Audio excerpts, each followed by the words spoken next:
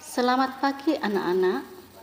Perkenalkan, nama Ibu Amin Murniati, guru mapel IPA dan Matematika di SMP Negeri Karya Sakti. Peserta MPLS yang berbahagia, pagi ini Ibu akan menyampaikan materi tentang pendidikan karakter. Kalau kita mengamati kejadian yang ada di sekitar kita, begitu banyak kejahatan dan pelanggaran yang terjadi. Contohnya, kejadian tawuran pelajar, pergaulan bebas, penggunaan narkoba, pencurian, pornografi, dan sebagainya. Semuanya itu adalah krisis moral yang terjadi karena kurangnya pendidikan karakter yang baik. Apakah itu karakter? Karakter adalah cara berpikir dan berperilaku yang menjadi khas setiap individu untuk hidup bekerja sama dalam lingkup keluarga, masyarakat, bangsa, dan negara. Sedangkan pendidikan karakter adalah segala usaha yang disengaja untuk seseorang dapat melakukan nilai-nilai etika. Ada 3 komponen yang mendukung karakter yang baik adalah 1. Pengetahuan tentang kebaikan. 2. Keinginan untuk berbuat baik. 3. Melakukan perbuatan baik. Jadi, karakter yang baik dapat muncul apabila kita memiliki pengetahuan tentang hal-hal yang baik, kemudian ada niat keinginan untuk melakukan hal tersebut yang akan mendorong kita untuk melakukan kebaikan. Dengan memahami dan memperhatikan dan melakukan nilai-nilai etika ini, maka krisis moral akan teratasi. Ada 18 butir nilai-nilai pendidikan karakter. 1. Religius artinya keagamaan. Orang yang beragama pasti akan memiliki dorongan untuk melakukan hal-hal yang sesuai dengan agama yang dianutnya. 2. Jujur artinya berkata apa adanya dalam lingkup siswa, tidak menyontek saat ulangan. 3. Toleransi artinya bersikap terbuka dengan pendapat atau prinsip orang lain. 4. Disiplin artinya melakukan sesuatu sesuai dengan aturan yang berlaku. Kalau kalian sebagai seorang siswa, aturan sekolah rambut tidak boleh gondrong, ya jangan gondrong. Itu artinya kalian disiplin. 5. Kerja keras artinya bekerja dengan sungguh-sungguh, tidak malas dan tidak cepat putus asa. 6. Kreatif artinya memiliki keberanian untuk mencipta. 7. Mandiri artinya tidak mengandalkan orang lain. 8. Demokratis artinya mau mendengarkan pendapat orang lain. 9. Rasa ingin tahu. Kalau bahasa gaulnya kepo. Bukan kepo dengan masalah orang lain, tapi dalam hal mencari ilmu pengetahuan. 10. Semangat kebangsaan. Seperti para pahlawan kita, berjuang demi kemerdekaan Indonesia. 11. Cinta tanah air. Artinya, memilih produk kita sendiri dan menggunakan produk dalam negeri. 12. Menghargai prestasi, artinya apapun hasilnya kita berusaha maksimal, itulah kemampuan kita. 13. Bersahabat atau komunikatif, artinya bisa bergaul dengan siapa saja. 14. Cinta damai, artinya tidak suka menimbulkan permusuhan. 15. Gemar membaca. Pengetahuan bisa kita dapatkan dari membaca.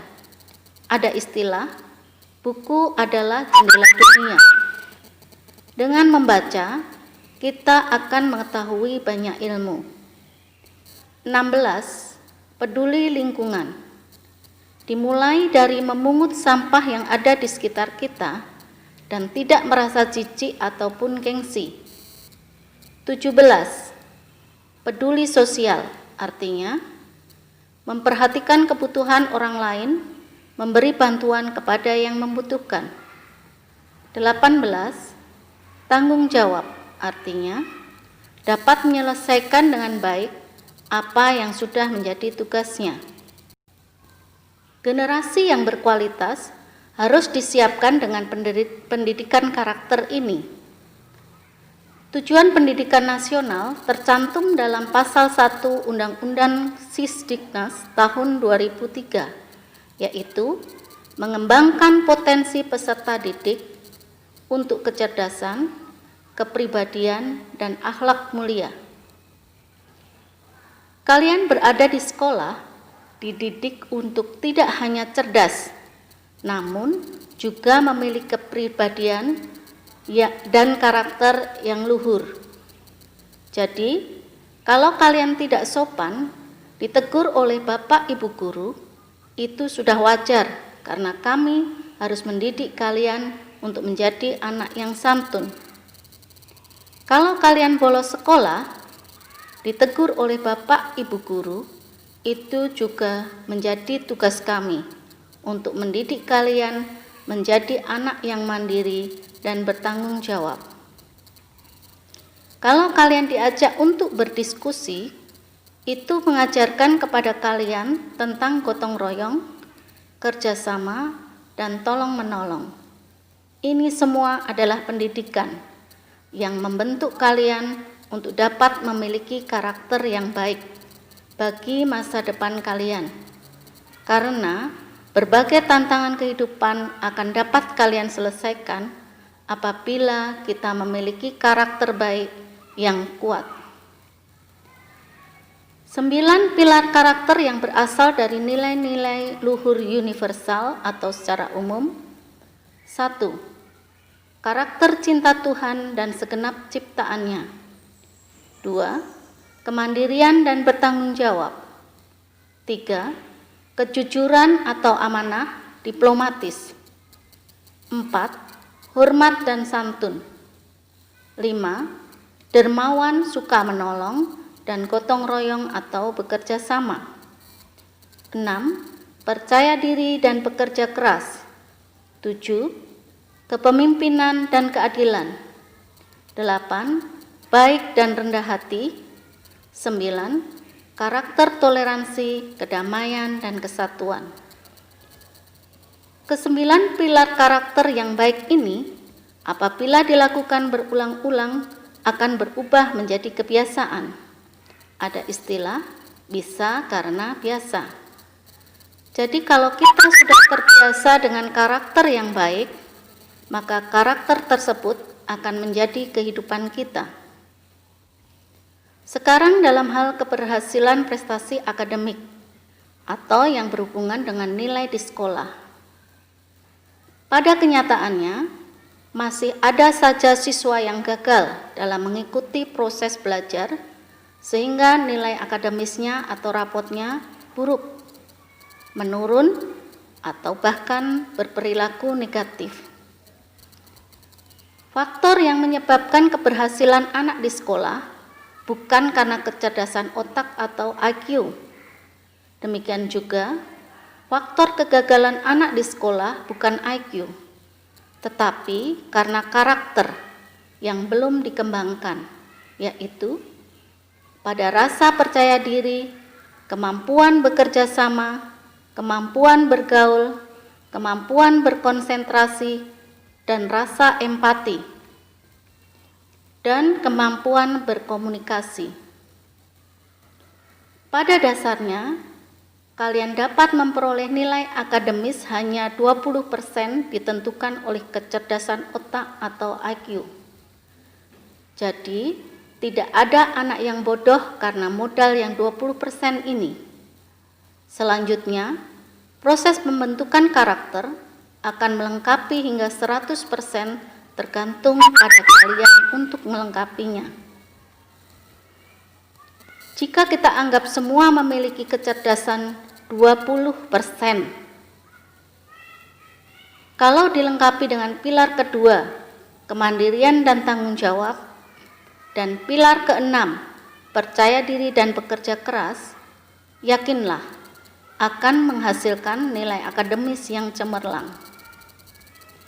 Contoh siswa 1, diberi soal atau tugas dari Bapak Ibu Guru. Siswa tersebut mengerjakan sendiri, mencari dari berbagai sumber, mengerjakan dengan rasa tanggung jawab, dengan percaya diri bahwa dia mampu dan mengerjakan dengan tekun, bekerja hingga selesai, pasti akan menghasilkan nilai yang bagus.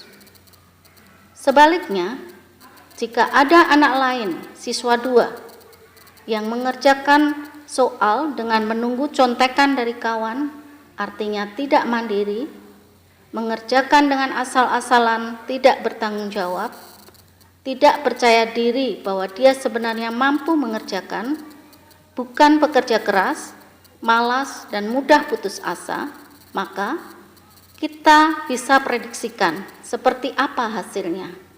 Pasti buruk dan bahkan gagal. Tergantung kepada kalian, mana yang akan kalian contoh. Pendidikan karakter yang ada pada siswa 1 atau siswa 2. Pendidikan karakter yang baik atau yang tidak baik.